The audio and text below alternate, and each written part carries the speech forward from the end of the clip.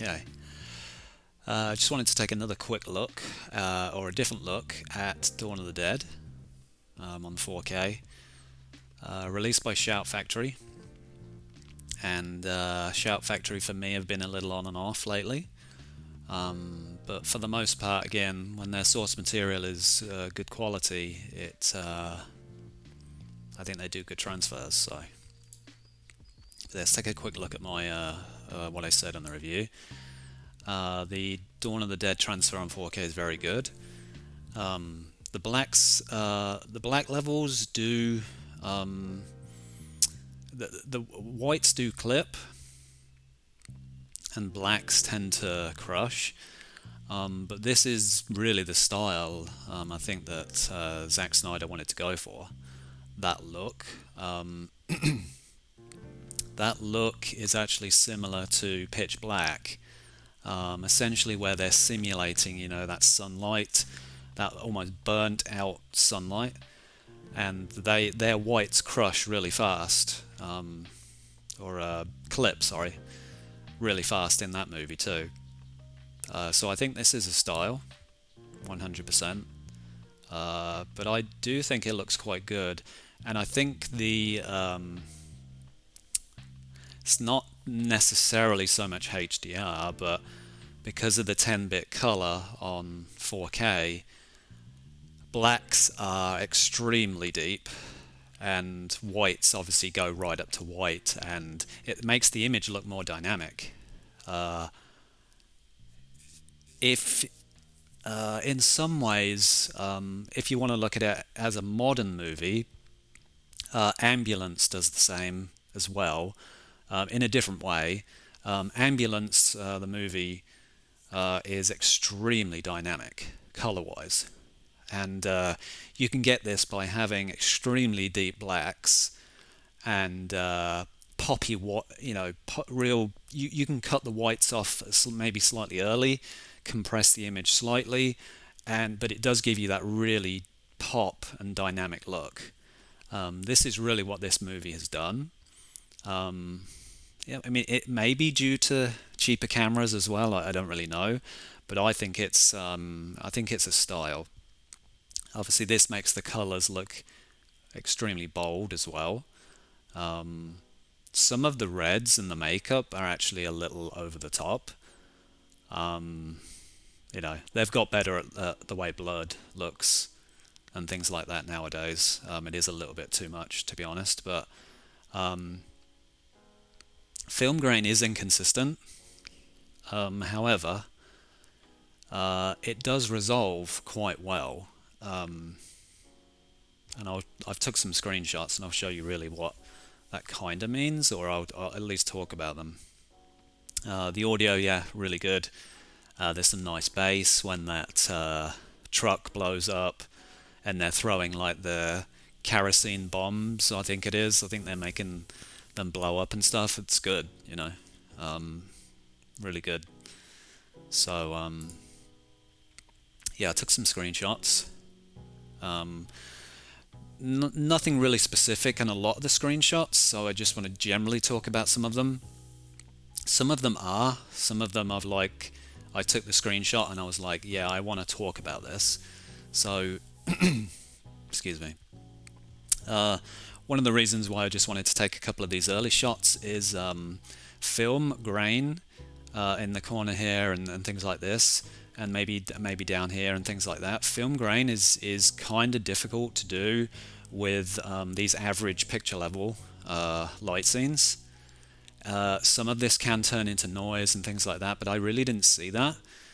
It is resolving quite well. It's not breaking up or anything like that, and it is consistent along the shot. So I think it's quite good. I wouldn't say it's perfect or anything like that, but some of the film source, original source, could be getting in the way here as well. Really just another shot. See, when I talk about grain and things, these walls here, they're perfect. This is a perfect canvas to see how well grain resolves in any movie.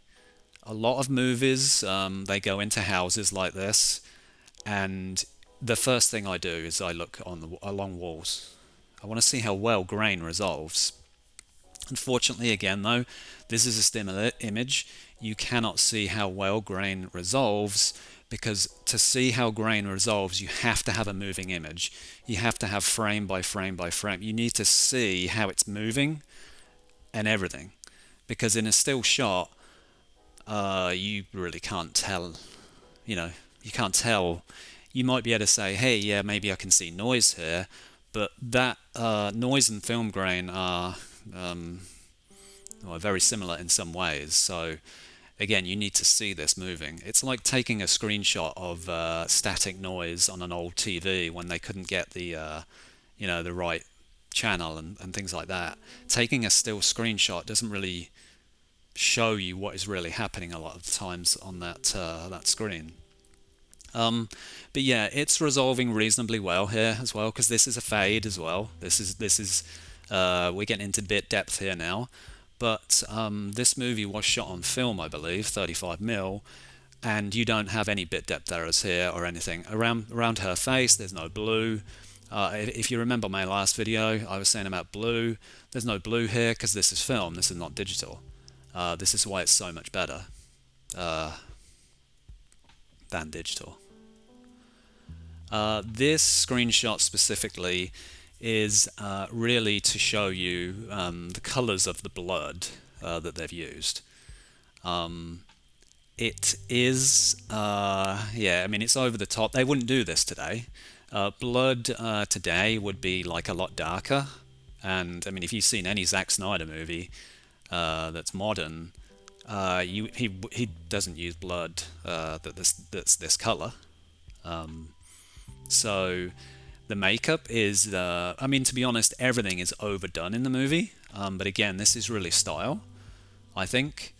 One thing you can notice, or you probably can't see on YouTube, unfortunately, and again, this really does need to be moving. Some of the grain here is not like black and white grain, as you normally see black and white. Some of this is actually turning into like a yellow noise across here, and this is why I'm saying the grain resolves relatively well, but you've also got the camera itself kind of as well getting in the way of this.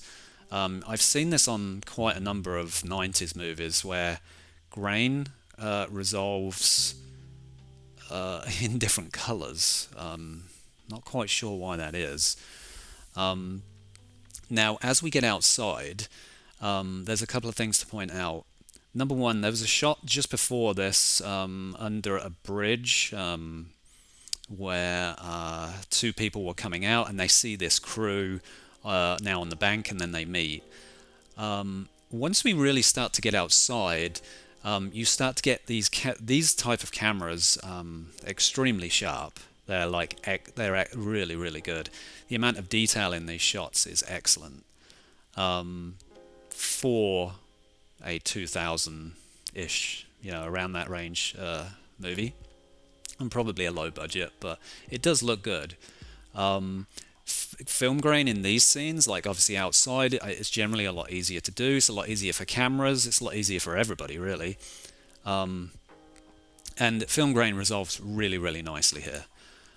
Really, really nicely, all in the backgrounds here. Like everything it's really, really good now. But one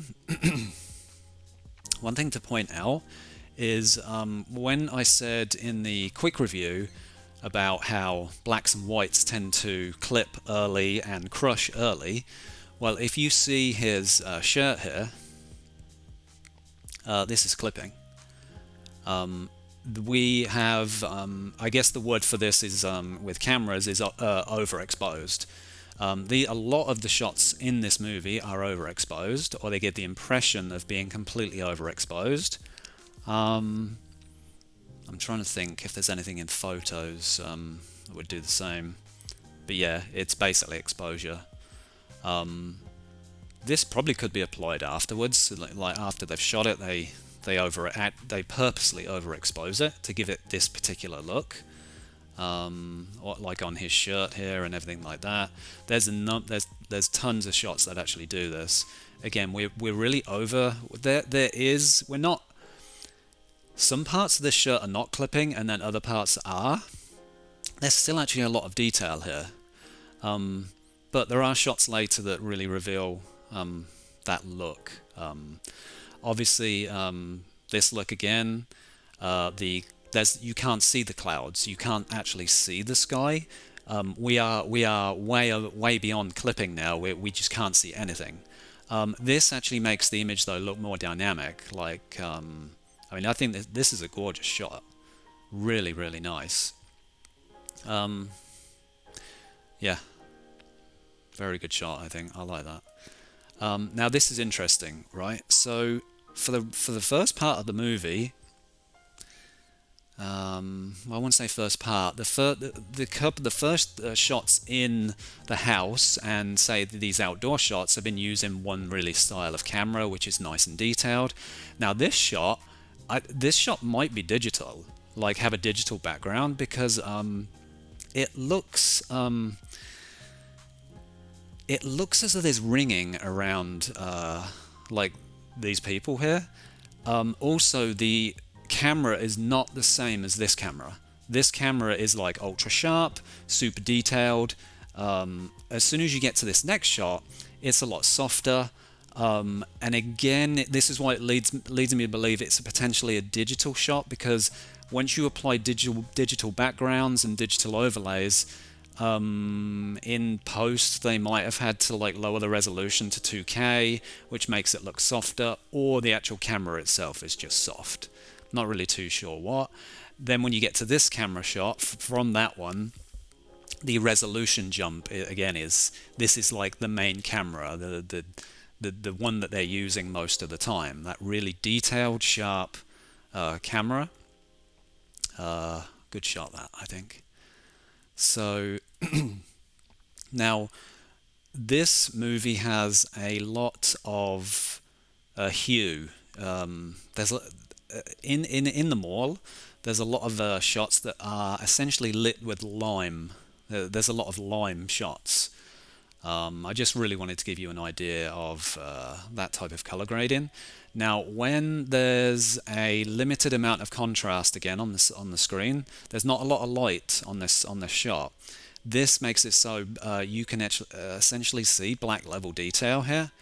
It might not be a lot, and if you're watching, I don't know what you're watching this on, a phone, a laptop, or TV, again, that isn't calibrated, some of this for you might be completely black and invisible.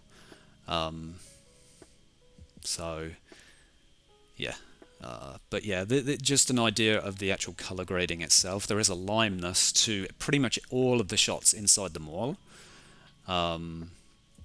Again, his shirt is pretty much on the edge of clipping here. Sky is completely clipped. But again, it does reveal quite a nice dynamic shot. We're borderline, like his hair here, we're basically in limeness. And you can see like almost a limeness shining off of his cheek and things like that. This is really the entire color grade inside this mall. Just wanted to get this shot because it illustrates nice black level detail. Yeah, really nice black level detail. Grain is resolving really nice here and around the back and around his head. The reason it can reveal much more black level detail all around here, this is really good, is because there's no brightness in the shot.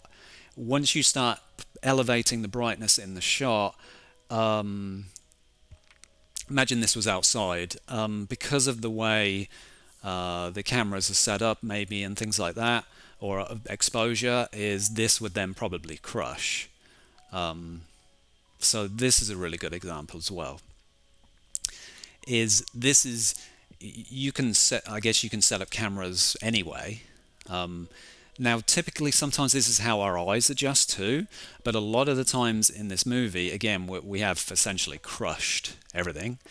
And again, this is not to say the disc is good or bad. This is really just down to style, and that the range between white and black is limited. Could you have done this with SDR? Possibly.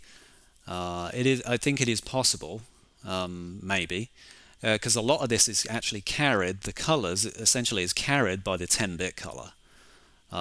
Discs essentially being on 4K, being SDR or HDR, it doesn't necessarily matter to me. What matters is really 10-bit color and having 0-bit depth errors whatsoever. But again, yeah, these shots we've clipped because we can't reveal any more detail in this point to this point. There's no shades here or anything because we have clipped. Again, no light in this scene, so it now reveals a lot more black level detail. You can tell the difference between this shirt and this 235 border. If you can't, then your display, whatever you're displaying this on, is not set up correctly to actually reveal the difference between this his shirt and the bar. Good shot as well to see grain in these types of scenes, to see how it resolves. It's quite good, but the film is a noisy and quite heavy film grain movie. Just took a couple of shots here. Another interesting thing, I've seen this actually on quite a few movies, is grain can resolve well, say on this side of the screen, but on the left side it might be slightly blurred. Now that is a definite trait I've seen from a lot of old movies that do that. Whether it is this one, I'm trying to think again whether it actually was this one. Skies completely clipped. This is really why I just showed this. Just wanted to give you an idea of those types of shots. Now this shot in particular, there's a couple of them actually like this, and again this is when they're using their cheap camera. That's all I'm gonna say, is this camera has a different level of grain to the rest of the movie. This is really kind of a thick blocky grain that's all around here, and really in the entire shot, but you should be able to see this. It's just thick. It's thick and noisy grain without hardly any detail. It's all blurred. I mean, I don't like that. I like my grain consistent from start to finish. I don't like different variances in grain and things like that. Some of this again can be because of resolution. If you're using a low-res camera and then the other cameras are high-res, grain looks as though it resolves better in high resolution because you can pick out a lot more fine things in that. Again, I think this shot was a low-res shot, and we're getting grain in these corners and here's like that. It's all blurring. Again, I didn't really love these shots, but it's, you know, it is what it is. Pretty good shot that is. I like this. We might not. We're just about into. There's not much detail here and here. We're kind of blown out at this point. Good detail. Really good focus though on the camera work for close-ups, and this movie is very good, I think. Again, this is giving you an idea of the color grade. Grain is just about resolving okay here. It is quite heavy in this scene. The more light, the less light in a scene, the more potential noise that can be introduced by cameras. If you've ever filmed in the dark, even on your, just a camera phone, you'll see that filming in this type of light, it adds a lot more noise than, say, going outside and filming in the sunlight. These cameras are obviously much more expensive, much more, but it still happens. And resolving grain in these type of lighting conditions is actually very difficult. But Shout Factory, when things are okay, they put enough bitrate in to resolve all of this perfectly fine. That was my final shot. Yeah, final shot. And this is the one I used for the quick review. I saw this and I was like, oh, that's a gorgeous shot. I love photography like this, where the entire background of everything is blurred out and it is just hyper focused on a guy, girl, or whoever, or on the character. I think this is a gorgeous shot, really nice. Yeah, so yeah, that's just I just wanted to go through with you, like, you know, the color grading of this movie, how blacks can crush and how whites can clip really quickly, you know, things like that. So just to give you an idea of, like, you know, what this movie looks like, because there's really only so much you can say in like a quick post. The quick reviews are really meant for like Twitter posts and stuff like that, to give people an idea of, hey, this is what I think to it. The videos you can go into a bit more in depth, like with screenshots and things like this. But yeah, really good movie. I wasn't expecting anything from it. It was Zack Snyder. It was a Zack Snyder movie, but I think it was one of his first movies, or maybe his first. So I was excited to see it. I just wanted to see what he was capable of doing, and it really showed that what he is doing. You could tell back then he was doing really good stuff, like his camera work and just even building characters and things like that, relationships between the people and everything like that. I thought was done really well. I didn't really talk about the sound, but the sound for me was good. So it had some good bass moments, some good surround moments. I had no issues with hearing the voices and things like that. I'm pretty basic when it comes to sound. Like, there's fundamentals, like must be able to hear voices. That is one of my biggest pet peeves on a lot of older movies that aren't mixed correctly. They have to have detailed voices. One other thing is whether I have to raise the volume of the movie or lower it. That's really just a mixing thing, but I always like to note things like that. But yeah, really good movie. And Shout Factory, yeah, very, very good.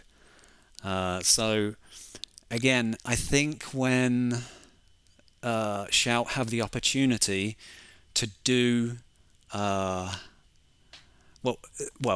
Shout Factory can do very good transfers on 4K. You know, that there's no question that they can do that. They just need the source material that's good enough to do it. Now, I'm not saying this is a reference disc. It's not. I'm not saying it's 5 out of 5. It's not either. But it's very, very good. And anyone that loves this movie, the 4K Ultra HD version is 100% the best movie, the best version to own. It's better than the Blu-ray. The Blu-ray just suffers from not being able to do black level detail and things like that. And again, I didn't want to show comparisons to the Blu-ray. One, it is a lot of work, but it's not just that. I only want to show comparisons between the Blu-ray and, say, a 4K when there's something seriously wrong. There's nothing seriously wrong with this movie. It's a 4.5. That's a very, very good score for me. I'm typically in the 4 out of 5 range, and this is 4.5, so very, very good. And yeah, our Shout Factory back on my good list. Yeah, maybe. But yeah, good release, good movie. Definitely highly recommend it. Good stuff. Yeah. Let me know what you think. And yeah, thanks for watching. Bye.